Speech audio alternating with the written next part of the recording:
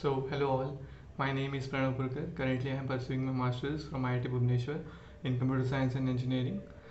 ये video basically मेरे interview experience से रिलेटेड होने वाला है, like interview experience at IIT Bhubaneswar for MTech in computer science.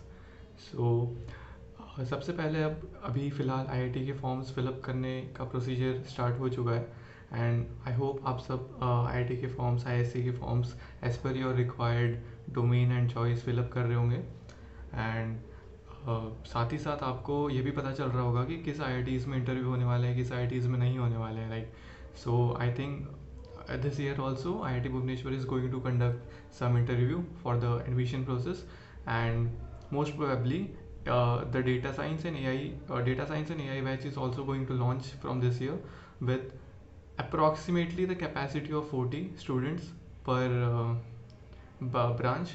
We can expect a good amount, like we can expect more admissions, and so more opportunities are there for the qualified students. ठीक है. हम start करते हैं like कि मेरा interview experience कैसा था यहाँ पे IIT भुवनेश्वर में. ठीक है. सबसे पहले क्या हुआ कि हमें फिलअप करना रहता है IIT भुवनेश्वर का फॉर्म. ओके. IIT भुवनेश्वर के फॉर्म में आपको काफ़ी चीज़ें पूछी जाएगी, लाइक आप अपना मे बी आपको रेज्यूमे भी मांग लिया जाए. हमारे टाइम पे मांग लिया था रेज्यूमे. एक डेमो रेज्यूमे या जितना भी आपकी as per your current skills, उस हिसाब से आप जैसा भी रेज्यूमे बना सकते हो. एक रेज्यूमे बना के आपको अपलोड करना होगा. ठीक है. इस बार के रिक्वायरमेंट के हिसाब से अगर आपको इस बार मांगा जा रहा है.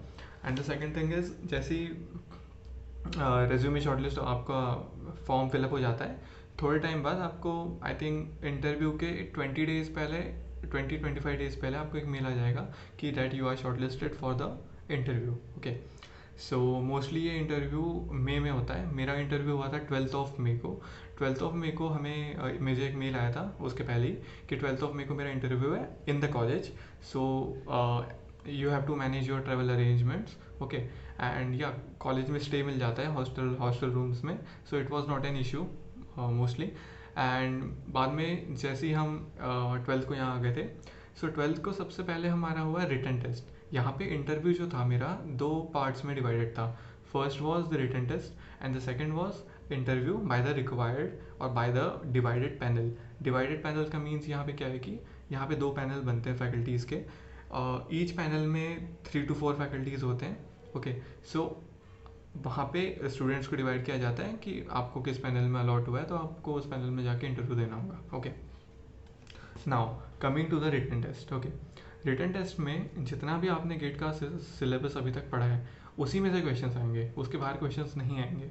तो आपको गेट का सिलेबस अपना रिवाइज करते रहना है. ओके. गेट का सिलेबस रिवाइज करने के बाद आपको एक बार जो भी आपने PYQ सॉल्व किए है ना, उसे एक बार रिवाइज करना है ताकि आपके कंसेप्ट भी रिवाइज हो जाए. ऊपर से आपने जो टफ क्वेश्चन है PYQs में, उसके भी कंसेप्ट एक बार रिवाइज कर लोगे तो आपको क्वेश्चन सॉल्व करने में भी दिक्कत नहीं होगी. ठीक है. एंड बेसिक एप्टीट्यूड आपको आना चाहिए कि थोड़े बहुत एप्टीट्यूड के क्वेश्चन भी आ जाते हैं. अगर मैं पेपर पैटर्न की बात करूँ यहाँ पे रिटन टेस्ट के, तो it was like 30 question for 90 minutes. Okay. And all were MCQ and MSQs जैसे गेट में आता है. Similarly no net question was there, NET question कोई नहीं था उसमें. ठीक है. अब रिटन टेस्ट होने के बाद लेकिन हमारे टाइम पे ऑलमोस्ट 370 स्टूडेंट्स शॉर्टलिस्ट हुए थे for written test. 370 students shortlist हुए थे.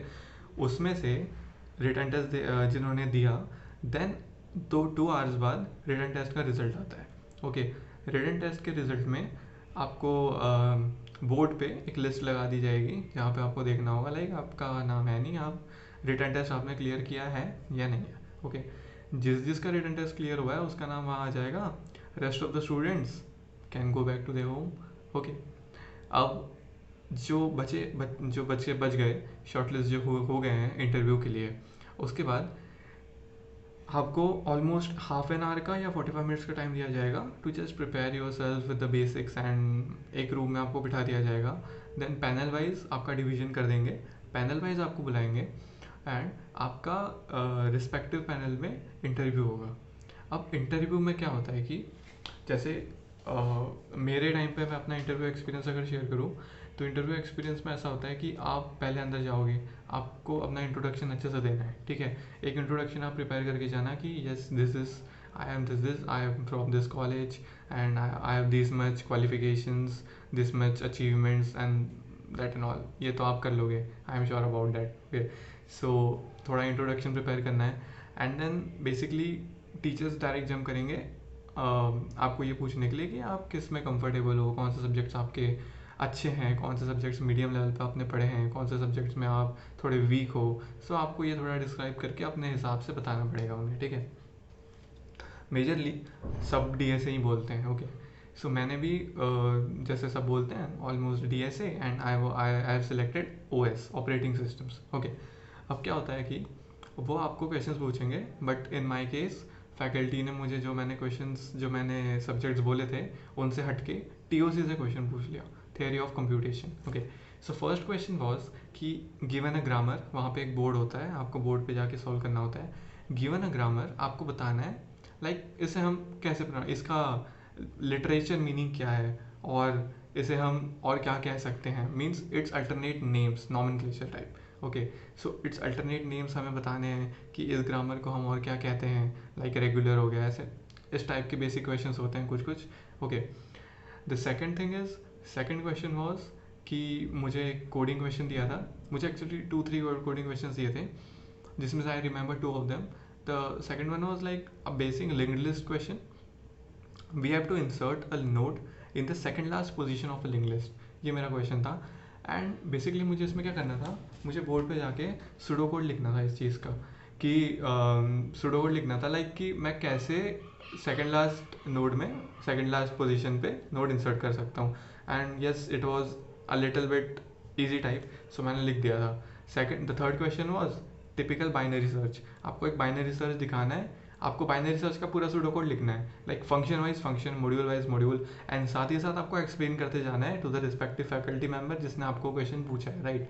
एंड वो आपको उसके बीच में क्रॉस क्वेश्चनिंग भी कर सकते हैं। सो मैं ये कहूँगा, जैसे आप एल्गोरिदम पढ़ रहे हो, डेटा स्ट्रक्चर्स पढ़ रहे हो ना, तो उसके कोड थोड़ा समझ लो, थोड़ा उसको मोल्ड करो, थोड़ा उसको प्रैक्टिस करो, कि आपको इतना आना चाहिए कि, या फिर अभी आपके पास रिवीजन के लिए जितना भी टाइम बचा है, पूरा मार्च, पूरा अप्रैल बचा हुआ है आपके पास। ओके, तो आप ये इस पर फोकस करो कि आप टीओसी के जो ये थोड़े बेसिक वाले पार्ट हो जाते हैं ना, इसे रिवाइज करो। कंप्यूटर नेटवर्क्स तो अभी फिलहाल के लिए छोड़ दो, बट ओएस हो गया, ऑपरेटिंग सिस्टम में थोड़े से जैसे शेड्यूलिंग हो गया, ये सारे टॉपिक्स रिवाइज करो। डेट एल्गोरिदम्स में आपके मर्ज सॉर्ट, क्विक सॉर्ट, इनके सुडो कोड्स जो होते हैं वो रिवाइज करो। लिंक लिस्ट के थोड़े बेसिक ऑपरेशंस रिवाइज करो, इंसर्ट कैसे करते हैं, डिलीट कैसे करते हैं, मॉडिफाई कैसे करते हैं। Okay, everything like that. तो ये आपको रिवाइज करना बहुत इंपॉर्टेंट है, क्योंकि क्वेश्चन इन्हीं पे बनेंगे। ओके, एंड मैंने रिटर्न टेस्ट के लिए आपको बता ही दिया कि आपको गेट का सिलेबस अच्छे से पढ़ना है, रिवाइज करना है शॉर्ट नोट्स, आपको पीवाईक्यूज अच्छे से रिवाइज करना है, that's it. It is more than enough, more than sufficient for cracking the return test. And interview के लिए भी यही सारी चीज़ें हैं, बट आपको थोड़े कोड याद रखने हैं, समझने हैं, बेसिकली आपको वहाँ पे जाके एक्सप्लेन करना है, and they will mostly look at your approach towards solving a question. So yeah, that's all for it. This was my complete interview experience here at IIT Bhubaneswar.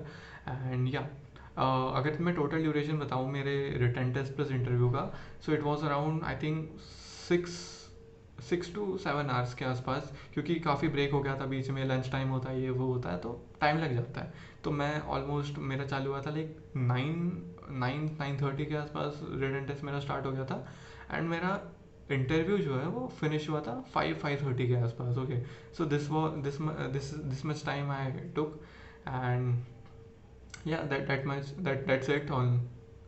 और तो कुछ नहीं है, बस इतना ही था रिटर्न टेस्ट इंटरव्यू। एंड या second thing कि एक इसमें एडिशनल पॉइंट है कि मुझे बच्चे ये भी क्वेश्चंस पूछ रहे थे एमएस के लिए क्या अपॉर्चुनिटीज़ है, एमएस के लिए कैसे फॉर्म भरना है।